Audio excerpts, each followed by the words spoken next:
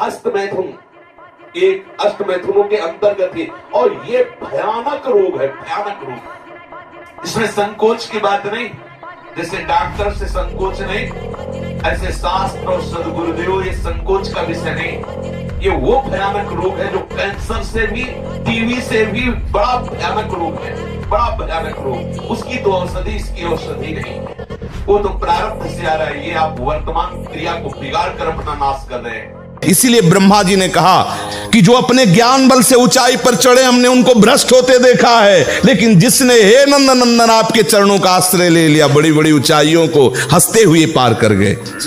पूर्ण दृढ़ निष्ठा रखो, मैं गौर श्याम चरणारविंद का आश्रित जन हूं, मुझे देखते कितना परास्त करो।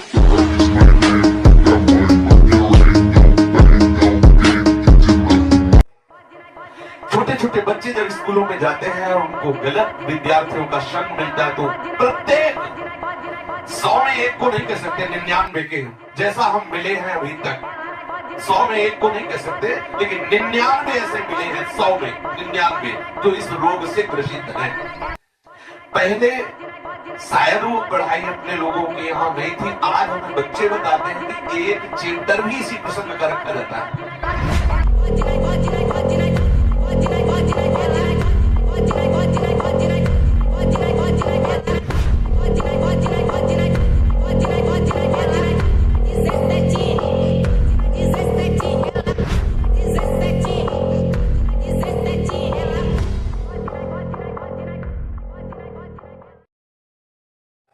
किसी विद्यार्थी जीवन से आए हुए साधु में अपने उपासक ने बताया कि हम लोगों को शिक्षा दी जाती है कि जैसे खून निकल जाता है तो नया खून और बलवर्धक बनता है, ऐसे ही इस ब्रह्मचर्य का नाश करना अति आवश्यक है, क्योंकि वो हटेगा तो समस्त मांसपेशियों में नई शक्ति जागृत होगी। बोलो कितनी बड़ी हानि की बात, कितने बहुत बड़े दोष की बात।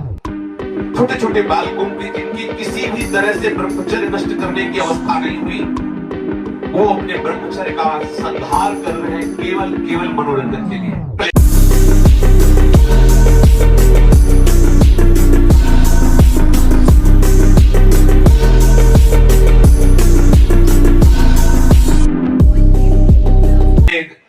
इन्फ्लुएंजा ये रोग इतने बड़े महामारी नहीं जितना महामारी ये रोग है, जिसे बच्चे और बच्चियां खिलवाड़ समझ रहे, मनोरंजन समझ रहे, ये करना आवश्यक ही है ऐसा समझ रहे, सुविधाएं दी जा रही, कहा जाता खेलो हंसो मार दिया।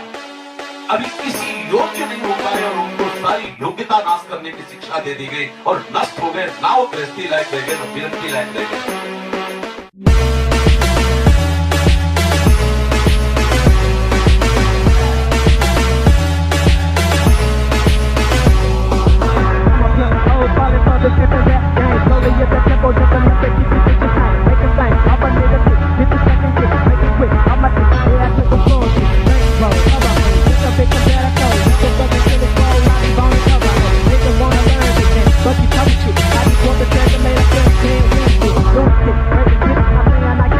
और सबसे बढ़िया बात तुम्हें बताएं, तुम जो नमक रोटी खाओगे और ब्रह्मचर्य वीर की रक्षा करोगे, उससे बढ़कर कोई बल नहीं होता। ब्रह्मचर्य सबसे बड़ा महाबल होता है।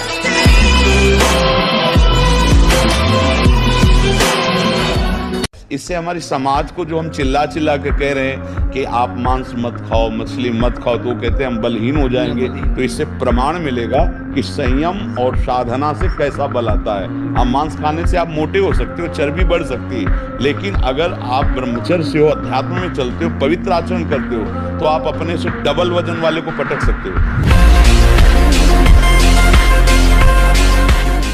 कभी कोई निराशा नहीं हुई, कभी हताश नहीं हुए, एक नवीन उत्साह। कई दिन भोजन न मिलने पर कभी ऐसा नहीं कि ऐसे पे एक नवीन उत्साह। ब्रह्मचर्य एक महान बल, महान तेज है जो कभी तुम्हें झुकने नहीं देगा, टूटने नहीं देगा। ब्रह्मचर्य इशलोक, परलोक, ब्रह्म सुख सब प्रदान करने में समर्थ है। इशलोक, परलोक और ब्रह्म भगवत सुख समर्थ है प्रदान करने।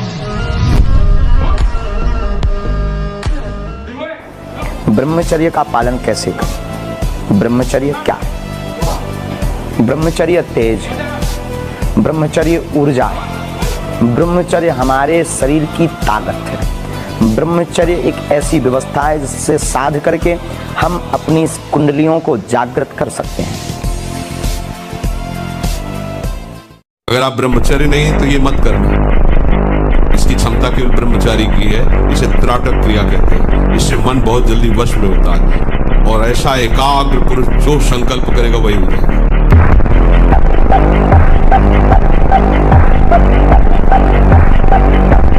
इसीलिए पूर्व में गुरुकुल भेजा जाता था, बिल्कुल भोग विलासता से दूर, एकांत में महान ब्रह्म ऋषियों के शासन में, चाहे वो राजकुमार हो चाहे गृहस्थ बालक हो, एक ही संगत में बैठाल कर अध्यात्म विद्या के द्वारा, नियम संयम यम के द्वारा उन्हें पूर्ण किया जाता था।